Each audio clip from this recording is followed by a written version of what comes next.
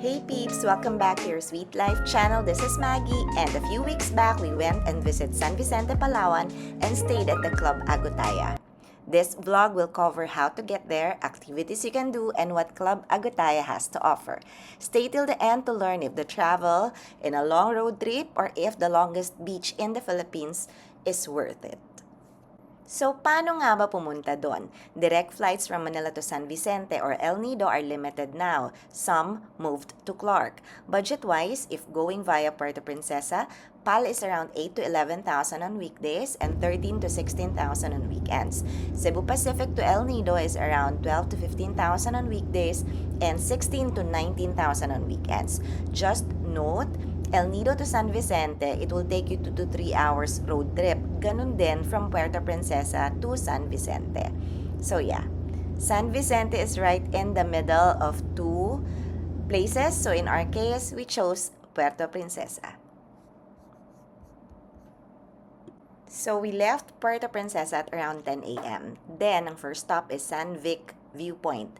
Mga 12:30 na yon. To see the 14-kilometer stretch of white sand beach na most famous dito sa San Vicente, Palawan. Dito rin nakikita yung bato ni Ningning, although we didn't stop there na.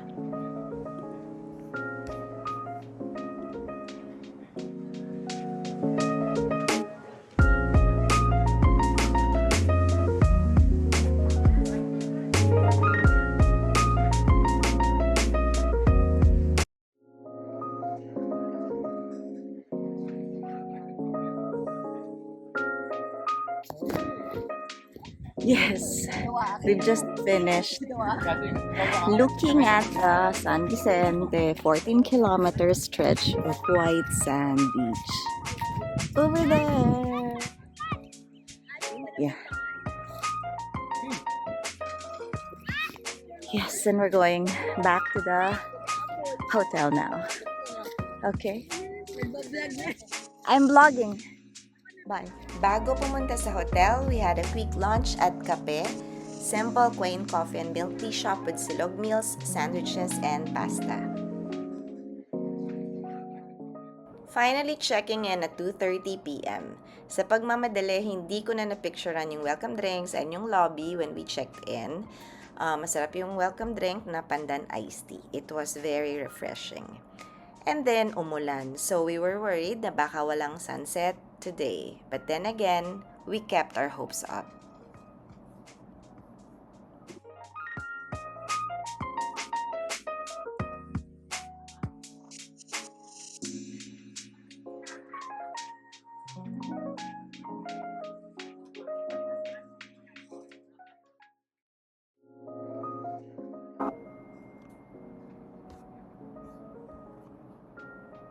So, here we are. Tatlo yung villas for us. So, we're traveling with my sister and their husbands. Yung villas would be the rooms that's nearest to the beach. So, we're so happy.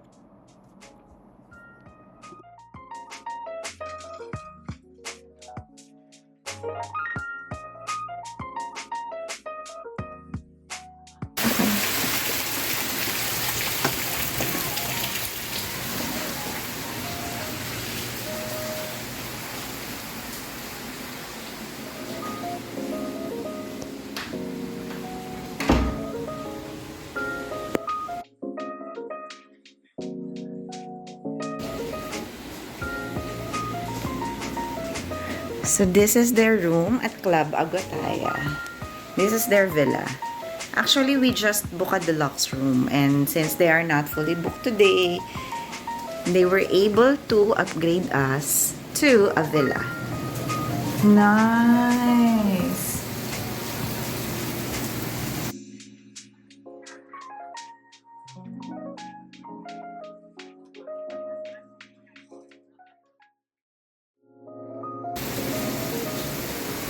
So, ayan, may body wash, conditioner, their shampoo, and then the room is so huge. It's big.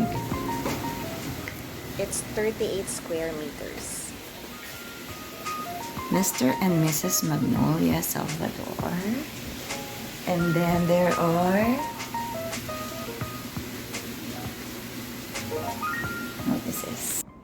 Complete amenities naman with free citronella oil pa to help protect your skin from nick-nick o yung mga sandflies.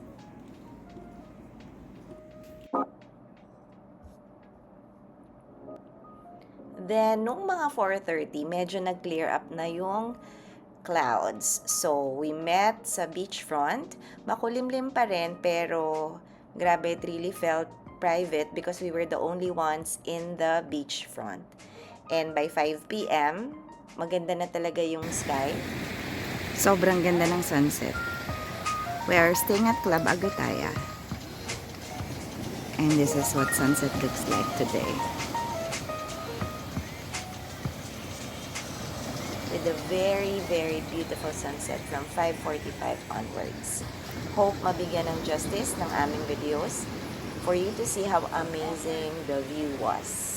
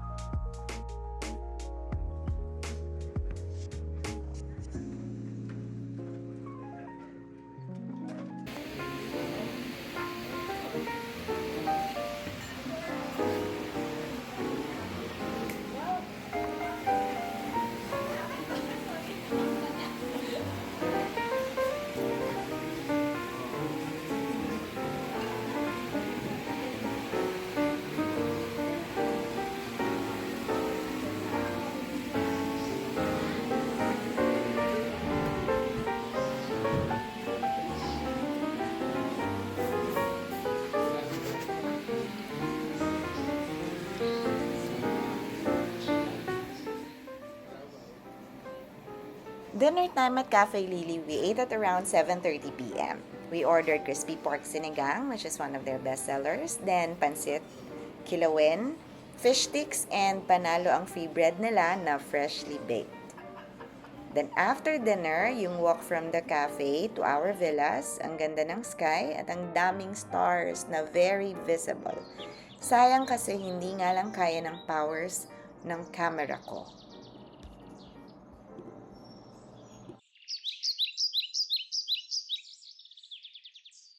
Breakfast is from 7 a.m. until 10 a.m. You can have it sa Cafe Lilly or sa beachfront. It's a la carte, so we pre-ordered na during dinner. Now, if you're eating breakfast sa beachfront, hindi mo maa-avail yung unlimited coffee, tea, or milk, breads, and fresh fruits in season.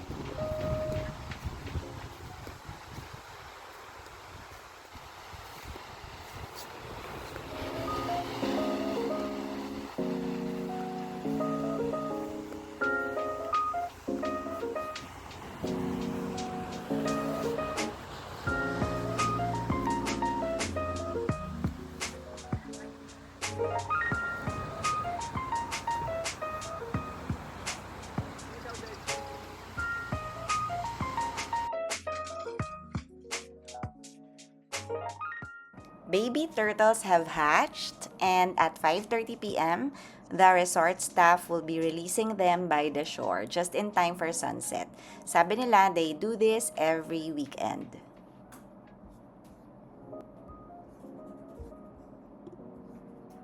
Now, ikot muna tayo sa pool area before we check out.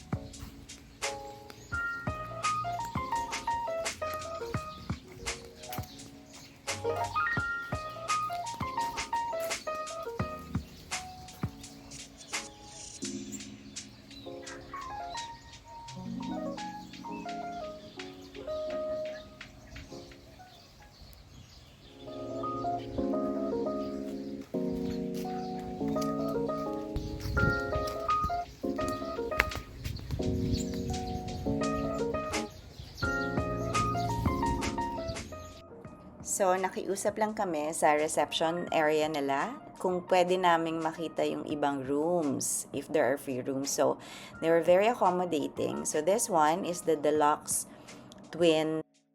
Supposedly, dito kami. Pero yun nga, na we were lucky enough to be checked in sa villas nila, which is near the beach. Pero maganda to kasi newly renovated and modern yung itsura ng mga rooms nila. So, pareho rin lang ng amenities like meron silang toiletries and all. Yeah, you can also request for rubber slippers. That's free, so dapat isoli rin natin after using those rubber slippers. 'Di ba pareho rin almost yung kanilang washroom. So we'll move naman to the family room. So this one is a bigger room. I think it can accommodate as much as 6 people, and then subject for approval na lang kung may extra persons pa. They can provide naman extra mattress kasi I think kasha until 10 packs dito eh. So, nice din. Ito ay nasa second or third floor from the lobby. You can book directly sa kanilang website, pero available din sila sa mga hotel booking apps like booking.com and Agoda. So, in our case, we booked in booking.com. Ito yung mga rates nila when we did the booking.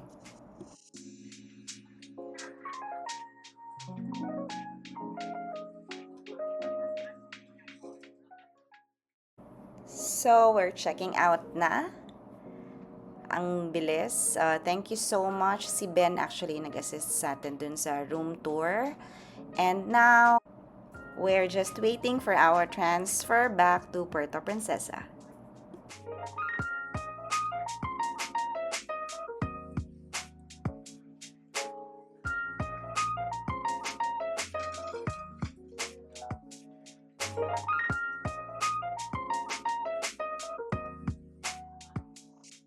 If you have reached this part of the video, maraming salamat and hope to see you soon sa susunod na vlog. And this has been Maggie. Please help me create more informational and fun travel videos. Like and subscribe and hit the bell button so you'd know when there's a new vlog coming. Safe travels everyone and be kind always. Bye!